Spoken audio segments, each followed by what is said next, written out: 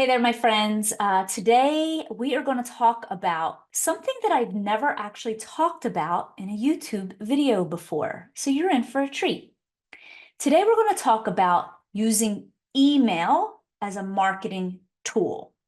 Now, I want to first say that using your email as a way to market your business and your services, it is a higher level strategy, and it's not the one that you normally want to start with. Like, you want to start with getting to know people, building know, like, and trust, networking with people, building relationships, because if you don't do that, you don't really have anybody to actually, quote unquote, be emailing to. And I'm actually going to kind of dive into that a little bit in today's video. So if you are brand new to the industry and this is one of the first videos you've stumbled upon, this is a higher level strategy. Just listen, watch, take notes, and come back to it in the future. If you have been around me for a while, then this is a strategy that you can add on. And then this is also a strategy that we talk about inside my paid program, Fully Booked Business Club, as well as 100K Club. And I'm going to tell you more about Fully Booked at the end of this video. So stick with me. Okay, today I want to talk about using email as a marketing tool, but I want to share with you the top 5 mistakes that people make when they're using email as a marketing tool.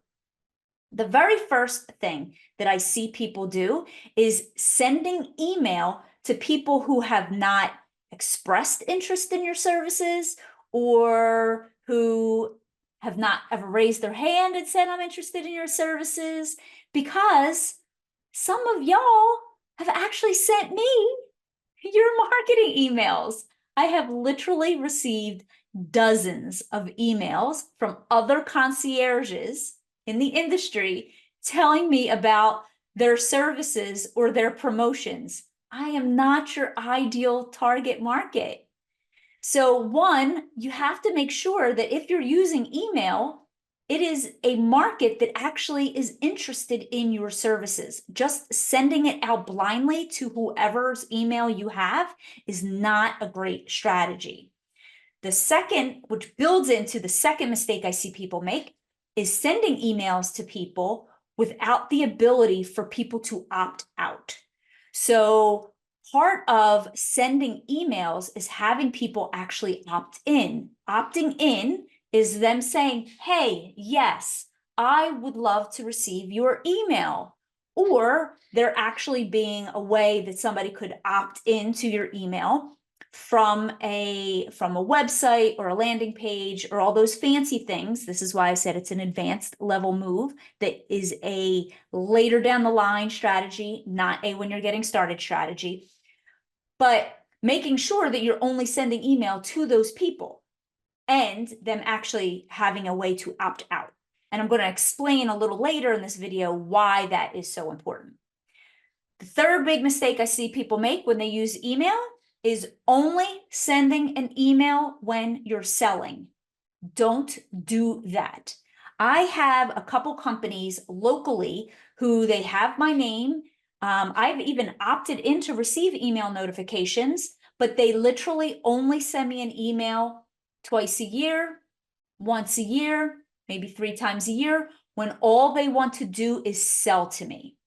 So to me, as the receiver of the email, the only thing that they want from me is for me to sell, to buy something from them. They are in no way trying to build a relationship with me. Don't do that. If you are on my email list, then you know that I am sending out value and valuable content every single week, 2 times a week, in the form of education, information, resources, shortcuts, tips. In between, then when we open doors for enrollment to join us inside one of our programs. If I were to only be sending you email once a week that said, join my program, buy my book, just do this, just do this, just do this, you would, in essence, not want to hear from me, because you want that email communication to be more than just a sales exchange. Number 4, Forgetting to add in your contact information. Again, I have received emails from people where they're sending me emails blindly and then they don't even have their contact information in there. So things like your name, phone number, if you have a website, maybe your social media links, you want to give people a way to contact you that is relevant if they read something that they're interested in. The fifth thing is inconsistency, because inconsistency when you're using email does not build trust. It actually only pisses people off. Like I said, I have a couple services locally who will send me an email once or twice a year just for me to buy from them. They're not building trust, and there's no consistency to the emails that I'm receiving.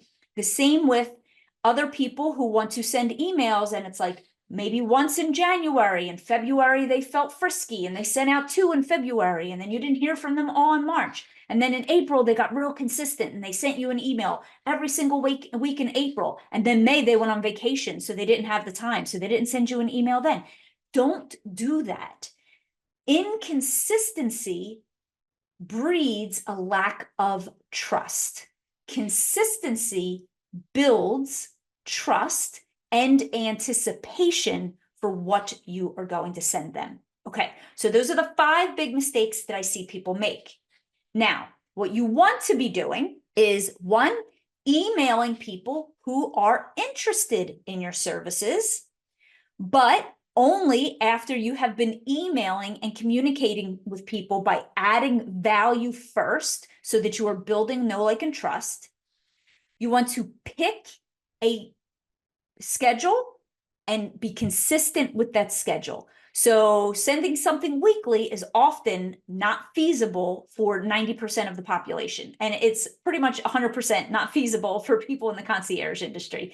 I was one of those rare ones who sent an email every single week for 6 years in my concierge business. Before I even started emailing and sharing content through the industry.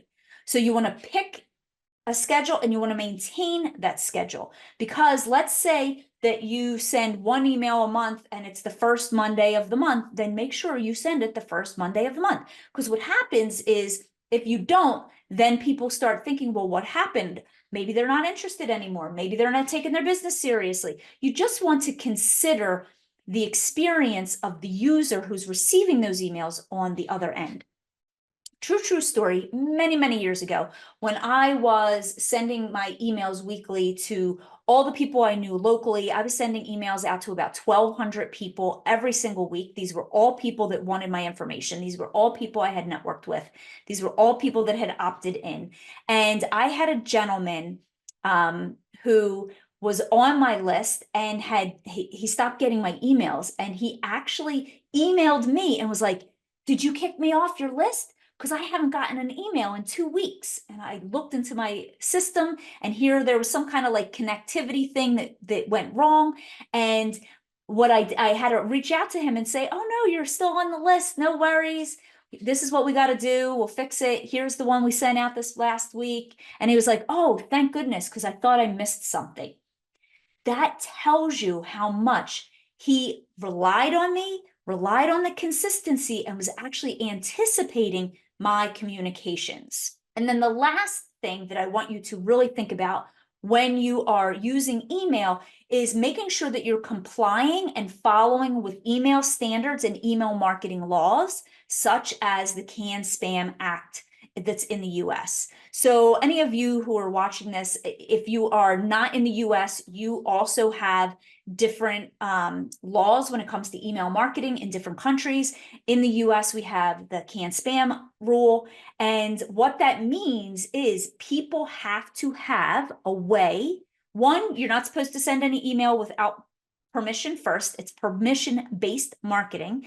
And then 2, making sure that people always have a way to opt out. If you don't have a way for people to opt out, you are not in accordance with this law. It could result in fines or other legal ramifications. Okay, friends, now, as of today, we are open for enrollment for Fully Booked Business Club. It is the #1 program and group coaching program for people in the concierge industry, no matter who your niche is, no matter where you're located. And we're open currently for enrollment. I'm going to put a link below in the description for you to check out what all is part of Fully Booked Business Club, why you might want to join, and get to read some of the amazing testimonials of other people who've been in the program and been through the program just like you. All right, friends, if this video was helpful, please make sure you hit that like button and make sure you subscribe so that you don't miss any other upcoming episodes. Bye for now.